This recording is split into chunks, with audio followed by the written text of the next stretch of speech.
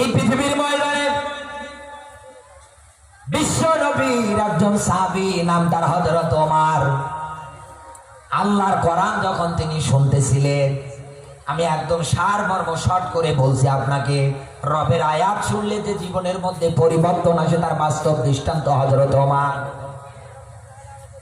খলিফাতুল মুসলিমিন তো হযরত ওই সময় হয়নি, তিনি হযরত ওমর ওই সময়ের মধ্যে সন্ত্রাসীদের একজন গডফাদার আবু জাহেল ট্রাইব্যুনাল গঠন করে বলছে কে পারবা মুহাম্মদকে হত্যা করতে।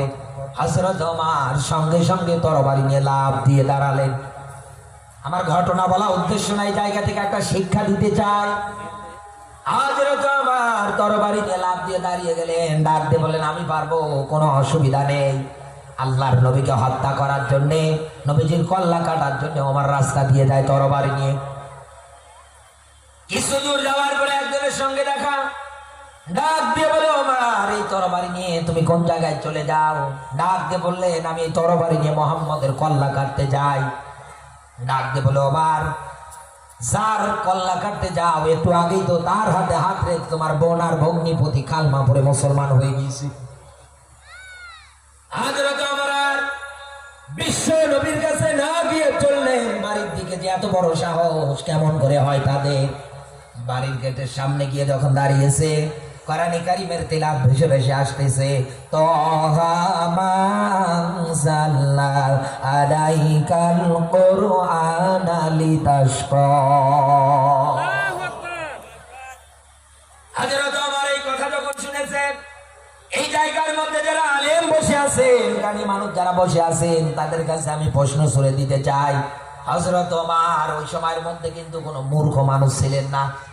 আরব জাহানের মধ্যে যতগুলো জ্ঞানী লোক ছিল, তার ভিতরে হযরত ওমরও কিন্তু একজন শিক্ষিত দিক দিয়ে। যখন এই তেলাওয়াত দিয়ে বললেন তোমরা এটা কি পড়ো, হযরত ওমরকে দেখার সঙ্গে সঙ্গে তারা তাড়াতাড়ি করে লুকাচ্ছিলেন। একটা পর্যায়ে হযরত ওমর তাদেরকে মারতে মারতে রক্তাক্ত করে ফেললেন। হযরত ওমর তাকিয়ে দেখলেন রক্ত ঝরছে, রক্তাক্ত হওয়ার জন্য রাজি আছে, জীবন দেওয়ার জন্য রাজি আছে। ডাক দিয়ে বলে খলিফাতুল মুসলিমিন ওমর, মারতে মারতে যদি মেরে ফেলো তারপরেও আমরা ইসলামের পথ থেকে দূরে সরে আসবো না। একজন পরিবার ইসলামের পথ থেকে দূরে সরে আসবো না, মারতে মারতে মারবে, অসুবিধা নেই। ইমানদার তো এটাকে বলে। হযরত ওমর দৃশ্য যখন দেখলেন, জীবন দেওয়ার জন্য রাজি হয়ে যায়, তারপরেও ফিরে আসতে রাজি হচ্ছে না। ডাক দিয়ে বললেন এর ভিতরে আছে কি, দাও তো আমার হাতে। তাড়াতাড়ি পবিত্রতা অর্জন করে যখন তেলাওয়াত করতেছেন একটার পর একটা আয়াত, হযরত ওমরকে হেদায়েত দিয়েছেন কে? আরো জোরে বলেন কে? কোরআনে কারীমের ব্যাখ্যা শুনলে, কোরআন পড়লে যে অন্তরাত্মা কেঁপে ওঠে, তার বাস্তব দৃষ্টান্ত আজও আমাদের সামনে হযরত ওমর।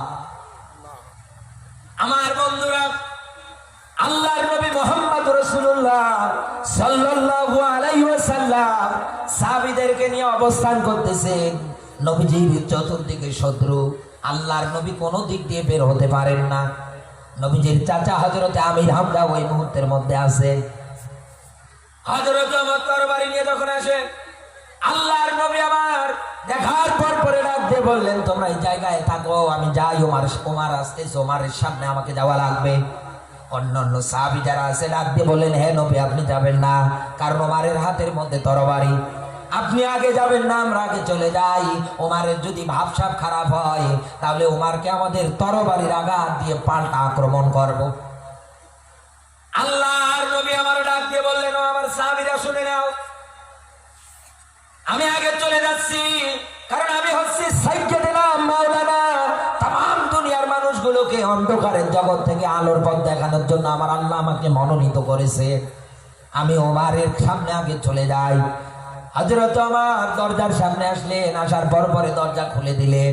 নবীজির হাতে হাত রেখে কালমা পড়ে মুসলমান হয়ে গেলেন। ওমর মুসলমান হওয়ার পরে ডাক দিয়ে বললেন হে নবী, এত গোপনে পালিয়ে পালিয়ে কেন দিনের দাওয়াত দেন? কিসের ভয় আপনার? আমি ওমর কালমা পড়ে মুসলমান হয়ে গিয়েছি।